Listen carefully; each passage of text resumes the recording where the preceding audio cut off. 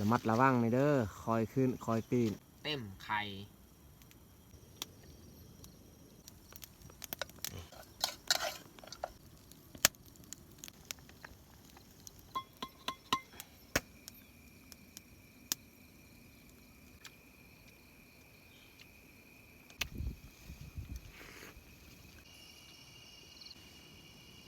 ถ้าว่าแบบเที่ยงที่กระเจ้าทิมดนนี่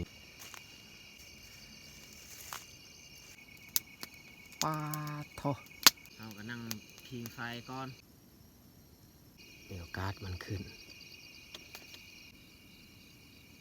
แล้วก็บางครั้งนี่เราเข้าปลาออกไปห้าขุดมันปลาอีก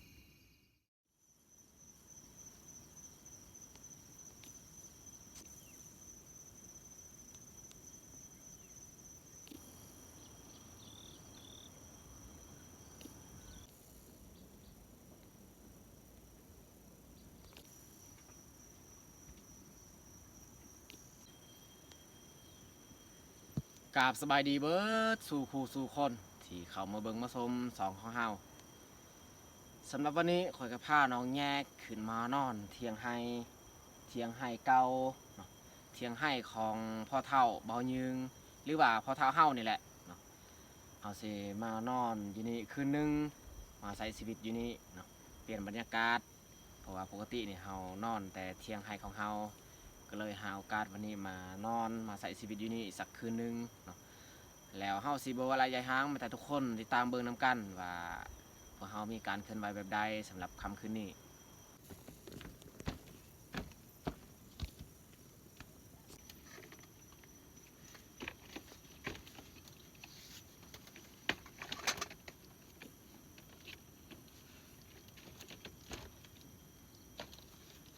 เอาเครื่องของเฮาเข้าไปในเลยเนาะ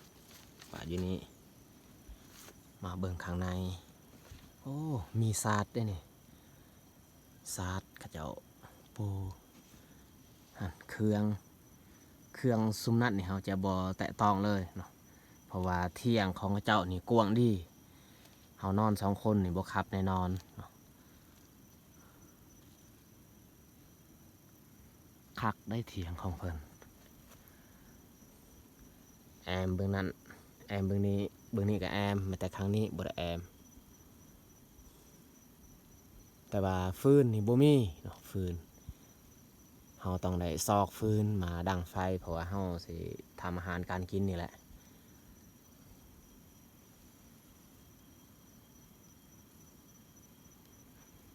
เทียงนี่ยังงามยังดีนะ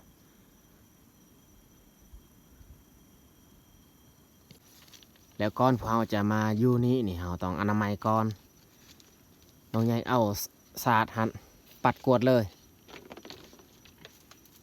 เพราะว่าพื้นค่อนข้างเปื้อนมีฝุ่นด้นแหละเขาเจ้าบ่ได้ขึ้นมาเที่ยงอันนี้เพราะว่า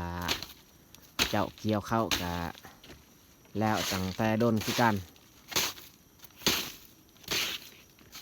แต่ตามเฮาสังเกตเบิ่งกับบ่มีเครื่องยังดอกเขาเจ้าไว้ในเที่ยงเครื่องน่าจะแม่นมีในกระสอบหั่นแหละน่าจะแม่นผ้าบัดที่เขาเจ้ากั้งเสื่องเขาเย็บเขาเก็บเกี่ยวเขาแต่ศาสตร์อันนี้เราเอามาปูเลยซะเนาะตัวอื่นนี่บ่ต้องไปลิ้น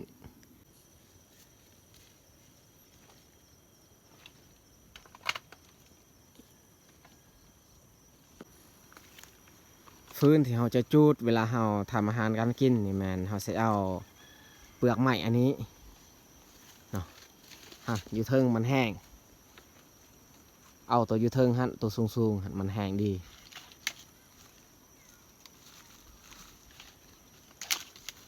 บางกี้กับฝนตกแต่ว่าตกบ่แห้งถ้าว่ามันตกแห้งนี่เปียกเบิดกระตอไม้กลางให้ก็มีอยู่แต่ว่าเปียกคือกันไม่แต่เปลือกไม้อันนี้แหละบ่เปียกเราสิดึงเอาไม้เปื่อยบ่หรือว่าไม้หยังเขาเอิ้นว่าต้นไม้นี่เขาเจ้าบ่ได้ตัดมันอยู่กลางไฮเพราะว่าต้นใหญ่ ระมัดระวังในเด้อคอยขึ้นคอยปีนเหยียบบอลงามหันโอ้โยนทีมเลยนี่เบื้องล่างเจ้าหันเบื้องล่างเจ้าก็แม่นดึงลงเลยได้อยู่บ่บิดให้มันขาดอยู่เทิงแห้งดีเขาจูดก็น่าจะไม่ง่ายอยู่หน้าได้เปลือกใหม่ชนิดนี้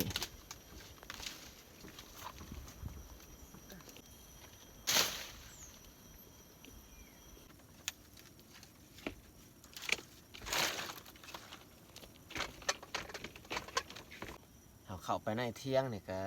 ค่อนข้างมืดมัวๆแหละได้บรรยากาศนี่ไม่แต่เขาสิดังไฟเลยเพราะว่ายุ่งก็ค่อนข้างหลายฟืนนี่เปียกเพราะว่าน้ำฝนมันไหลมาแต่เทิงมันซึมเหลือแต่2 โดนอันนี้ฟืนที่กระเจ้าจูดอยู่นี่เขาสิเอาเปลือกอันนี้มาปูแบบนี้ไว้มันซึมหลายมันจึงไหม้ง่ายโอ้ป่าไว้2 ข้างแบบนี้ออกมาจูดแบบนี้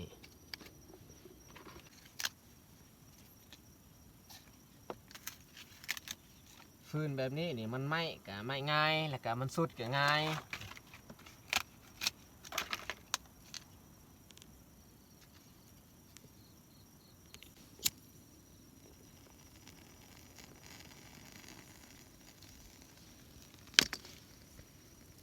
ลมพัด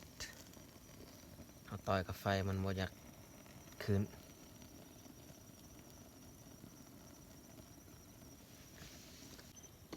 สำหรับอาหารการกินนี่เขาเอามาในหม้ออันนี้แหละ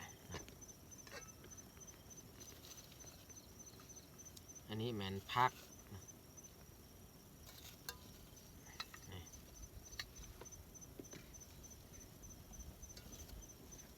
หยอดมะอึนี่แหละ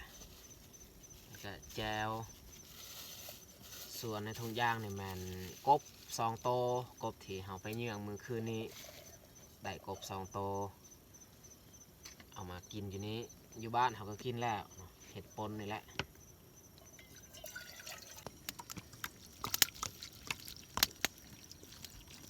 หยอดมะอึนี่เขาล้างก่อน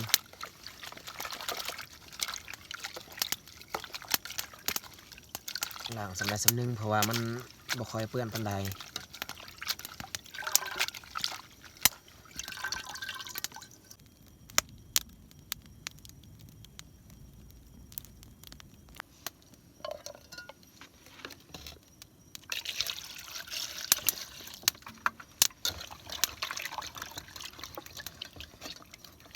กบหลังสีเขียวหรือว่าเขียดตะปาดเขาเรียกว่า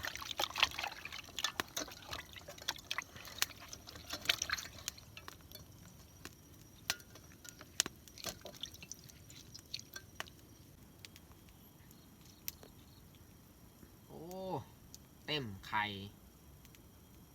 สมพอดอกอันทองมันใหญ่ที่แท้นี่ไข่เต็มมีไข่หมด2เลย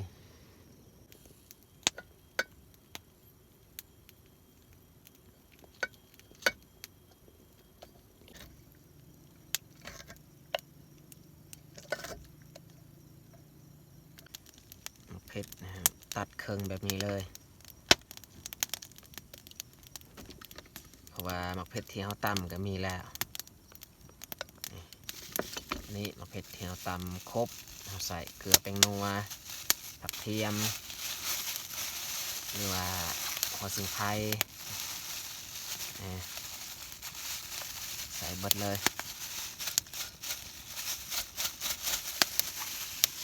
ส่วนผักนี่เราใส่น้ำลังจะหน่อย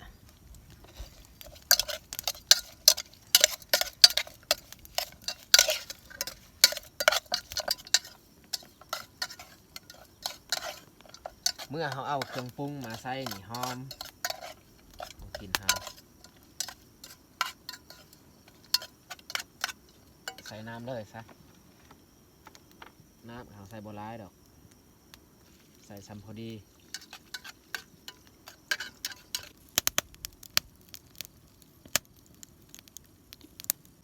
เปลือกไม้อันนี้นี่มันแตกมันดังแปลกฮะสมพอดอกเจ้าของเทียงอันนี้นี่เขาบ่เอามาจูดมาใส่ที่แท้มันก็ดังแปลกมันแตกตลอดเลยยามันอันพงถึกตาโมแมนในอื่นดอก ลองเปิดเบิ่งฟดแล้วบ่โอ้กำลังฟด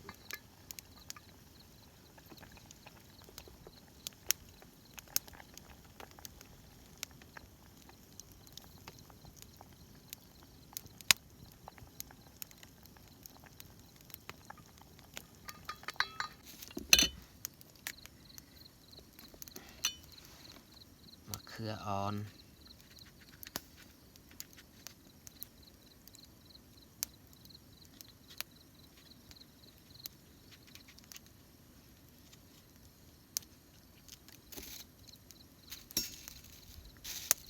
ผักบัวก็น้อยนึงเอามา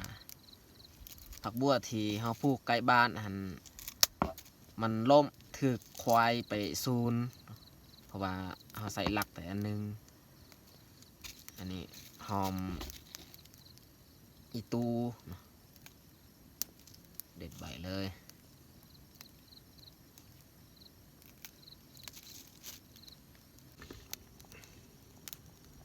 เอาย้อนมาอึลงเลยแล้วก็มะเขือลงไป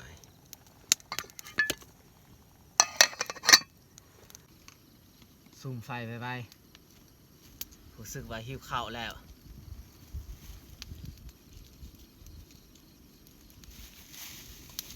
ประเภทอันสัตว์น้ำนี่เฮาต้มบ่โดนดอกบ่คือสัตว์บกมันค่อนข้างเหนียวประเภทกบปลานี่เฮาต้มบ่โดน ว้าวทุกคนสิ่งเศษเรือก็คือใส่อันกบเนาะเต็มหมดมากิน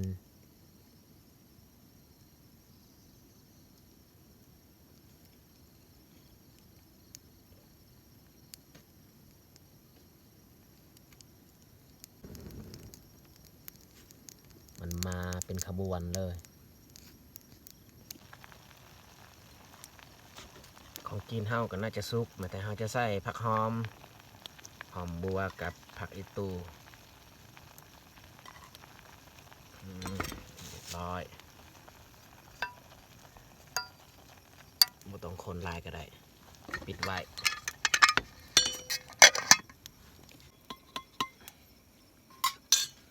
ของกินของพวกเรากับพอดีสุกเนาะปรุงออกเลยถ้าว่าเฮากินกับข้าวเจ้านี่เหมาะสุดสำหรับข้าวเนี่ยแม่นเฮาเอาข้าวเหนียวมากินเนาะข้าวที่เฮาได้นึ่งไว้แต่บ้านแล้วอยู่นี่แม่นแต่เฮามาเฮ็ดของกินเพราะว่าข้าวเจ้านี่เบิดแล้วข้าวเจ้าในพันธุ์ที่เฮาเกี่ยวไม่ๆนี่เฮายังบ่ทันตากบ่ทันตำซ้ำก็เลยบ่มีข้าวเจ้ากินข้าวเหนียว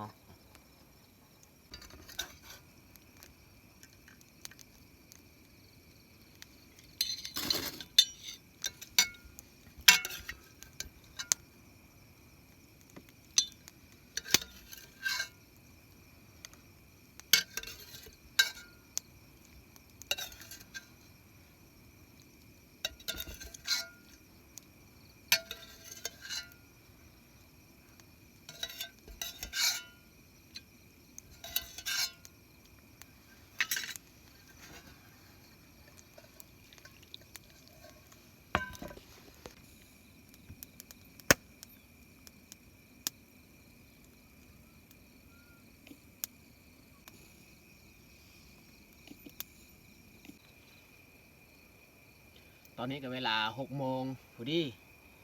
ของกินเฮาสุกแต่เฮาจะกินข้าวเลยเอามาทุกคนมากินข้าวแรงน้ำกัน ข้าวเหนียวปนมันยัดใส่กระติบ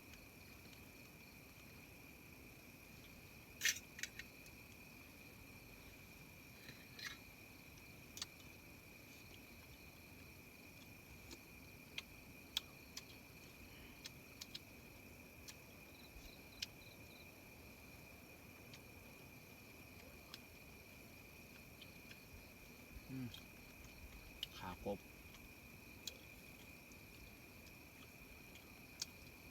เอากินข้าวนี่กินเบื้องเฮาดังไฟเพราะว่าเบื้องนั้นนี่เฮานอน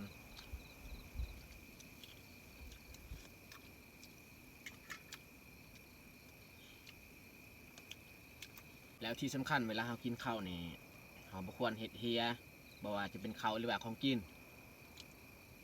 พอเราสังเกตเบิ่งเมื่อกี้นี่มดค่อนข้างหลายเพราะว่ามันเฮียเข้าแถวมันบ่นอนนี่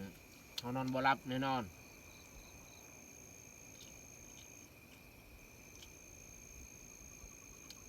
มดขึ้นนี่อันตรายเลยคันมดได้ขึ้นไปตอมใส่ตัวเฮา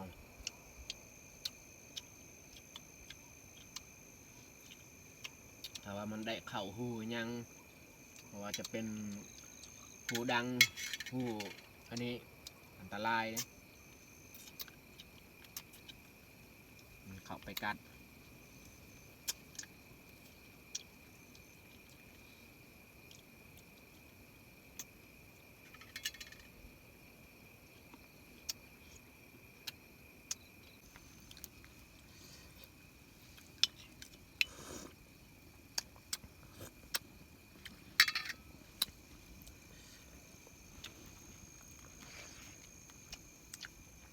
ส่วงหิวนี่รู้สึกว่าแซ่บเฮากินข้าวอันตอนอิ่มนี่บ่แซ่บปานใด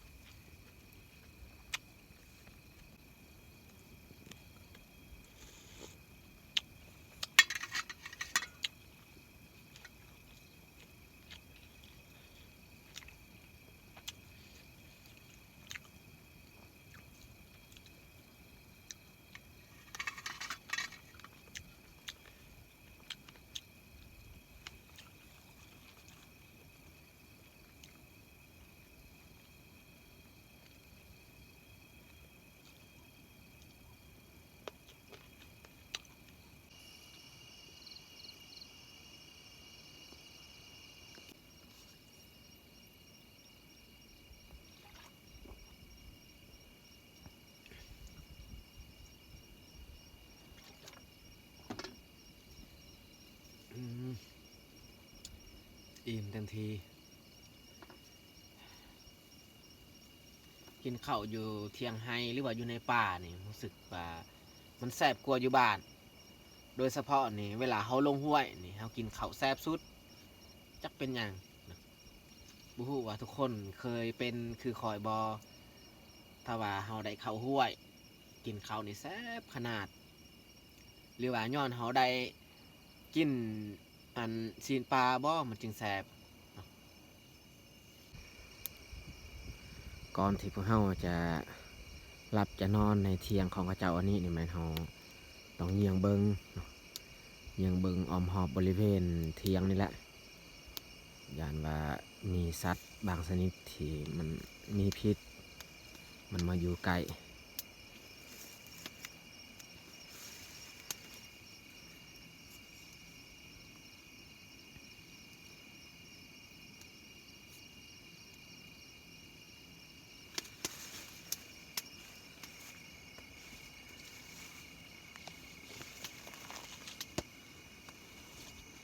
อันนี้ข้าเจ้าก็เก็บอันเปลือกไม้ที่เฮาจูดคือกันเขาเก็บใบอยู่กลางเทียง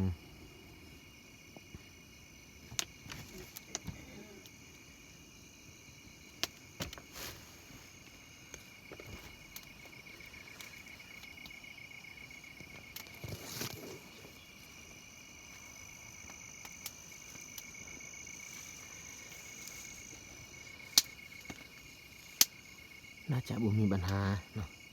เพราะว่ากลางเที่ยงของเขาเจ้าก็ค่อนข้างแปลนถ้าว่าแบบเที่ยงที่เขาเจ้าทิมดนนี่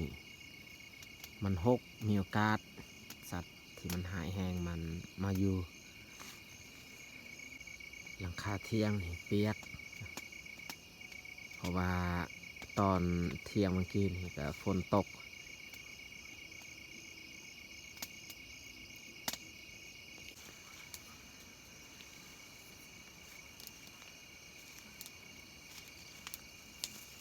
อาหารเอียงเบิ่งหนูว่ามันจะมากินข้าวที่ยังเศษเรือในกลางไฮอยู่บ่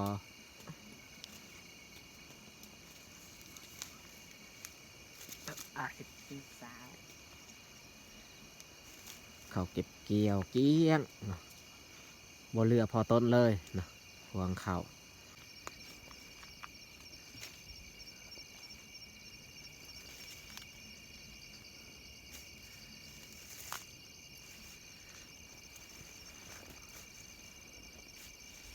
โอ้อยู่นี่นี่เข้าเจ้าปลูกยาสูบปกติอยู่บ้านเฮาถ้าว่าบอนใดแบบบอนเฮาเหย็บเข้านี่เขาเจ้าจะปลูกยาสูบเนาะ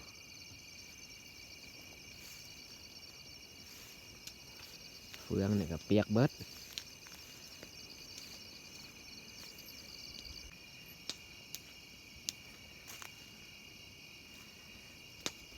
เฮาบ่เพาะหนูเพาะโตเลยสงสัยมันบ่มีแล้ว เทียงของพระเท่านี้ก็ใหญ่พอสมควรแล้วก็กว้างเพราะว่าลูกๆของเพิ่นนี่หลายคนเนาะก็คือแรงงานผู้เฮ็ดเวียกนี่แหละหลายคนเนาะลูกผู้แต่งงานแล้วก็2 คนเนาะส่วนที่ยังบ่ทันแต่งงานก็3-4 คนเนาะ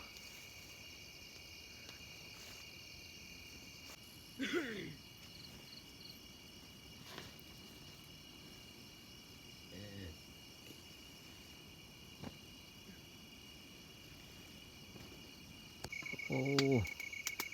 น้องแยกอูดยุงไล่ออกจากเทียงยุงถ้าว่ามันมีควันไฟแบบนี้นี่มันบ่มาใกล้แล้ว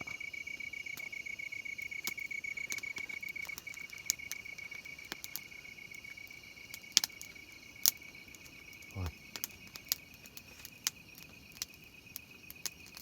น้องแยกก็นอนแล้วปาโทเต็มพ่นไฟเต็มในเทียงเลยที่ลึกฟืนที่เราเก็บบางกีก็เบิดเลยน้องแยกจูดเราก็นั่งพิงไฟก่อนที่นอนเพราะผมมี2 พื้น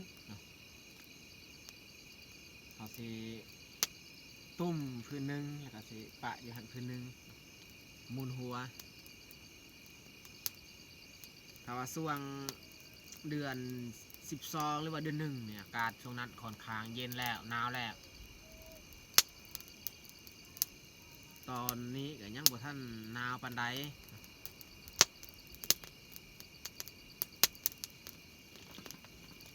สาดพื้นเดียวกับผู้ดีนอน2 คนเอ้ย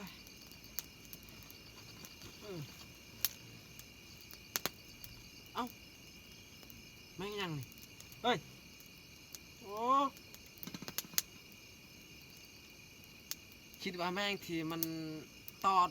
ที่แท้นี่แมงกุจีที่มันซะ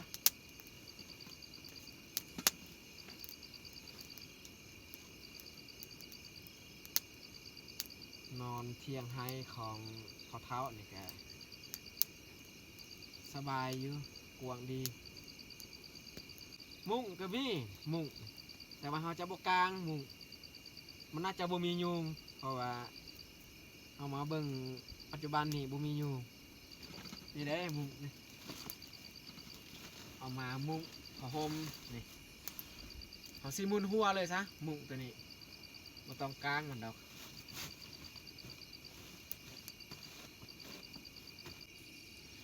เหมือนขึ้นฮอตเที่ยงเลยทุกคนเอ้ย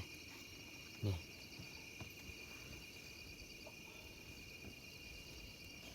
นอนบ่ได้ได้ถ้าว่าหมดได้ขึ้นตัวนี้เราต้องเอาออกทิ่มไกลๆนะถ้าว่าปะอยู่นี่บ่ได้นะ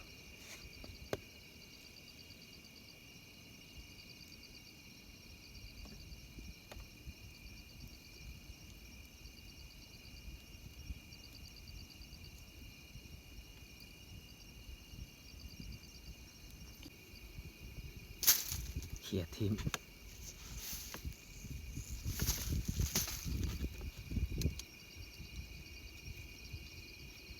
ตัวนี้คือการถ้าบ่ดังนั้นนี่มีโอกาสมันขึ้น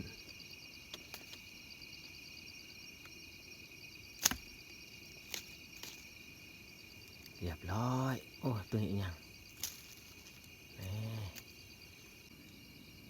ใส่กบกับอันนั้นไข่นี่เฮาเขี่ยออกเบิดเพราะว่าเฮาเห็นอันมดมันสิอันแล่นขึ้นถึงเทียงของเฮานอนก็เลยต้องตัดสินใจเอาทิ่มไกลๆซะถ้าว่าปะไกลๆเท่านี้นี่มีโอกาสยามดึกๆดื่นๆมันไต่ขึ้นมาอยู่นี่โอเคทุกคนไม่แต่เฮาสิปิดไฟแล้วก็นอนเลย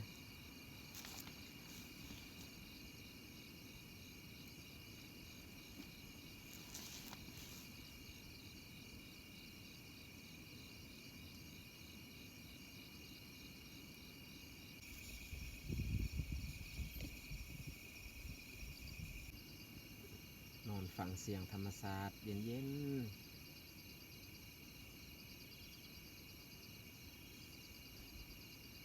ส่วนยังน้อยก็เคยนอนเที่ยงกับพ่อกับแม่ช่วงที่เฮานอนเที่ยงให้นี่ดีที่สุดในแมนช่วงเดือน7 เดือน 8ช่วงนั้นนี่มีสิ่งที่เฮาได้เก็บได้กินอยู่ในไฮแล้วโดยเฉพาะในแมนหมากสาลีหมากแตงแล้วก็ยอดวังอึที่เฮาเคยกิน สมัยนั้นนี่สมัยที่อึดอยากแท้ๆมันต้นก็อึดเวลาเฮานอนเที่ยงให้นี่สวนหลายแม่เอาไปเก็บอันสาลีแล้วก็ขูดต้มเฮ็ดข้าวเปียกแล้วก็เก็บยอดมะอึมาใส่เฮาพากันกินก็แซ่บได้เสื่องที่เฮาอึดข้าวแล้วก็บางครั้งนี่เฮาเข้าป่าออกไปหาขุดมันปลาอีกขุดมันป่านี่นักสุดได้สำซาเฮาสิได้กินคาบหนึ่งสองคาบเพราะว่าเฮาต้องขุดเลิกบางบ่อนนี่บิดหัวเลยนะความลึกเฮาขุด2 เมตรกว่า3 เมตรพุ่นแหละมันปลาที่แบบว่ามันตั้งลงลุ่มตั้งลงดินเลิกขนาดได้มันปลาชนิดนั้นแต่ว่าเฮากินค่อนข้างแซ่บบ่คือมันปลาที่มันอยู่ตื้นๆถึงหน้าดินมันเป็นหัวมนๆตัวนั้นนี่มันบ่แซ่บปานใด